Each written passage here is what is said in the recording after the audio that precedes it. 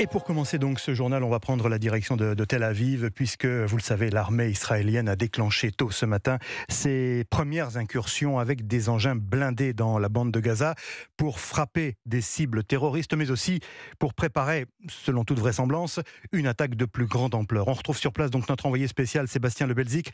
Sébastien, cette offensive terrestre se fait en fait toujours attendre. Et justement, l'armée israélienne a expliqué les raisons de ce retard aujourd'hui.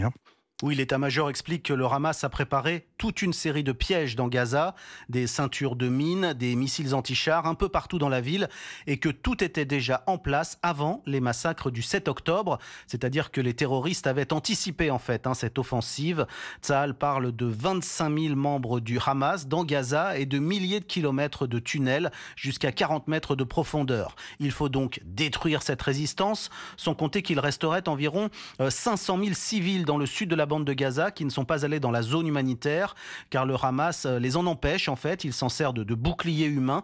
L'armée explique donc qu'il lui faut encore du temps pour s'organiser, créer une garde nationale avec 200 000 réservistes en plus des 360 000 déjà mobilisés. Il faut les armer et les déployer dans tout Israël car, explique un général israélien, une fois l'offensive lancée, il faudra quand même protéger Israël sur d'autres fronts, notamment au nord, à la frontière libanaise. La bonne stratégie, défend l'état-major, c'est le blocus, car sans carburant, sans vivres et sans eau, le Hamas ne tiendra pas très longtemps dans ces tunnels. Sébastien Lebelzik, envoyé spécial d'Europe 1 en Israël.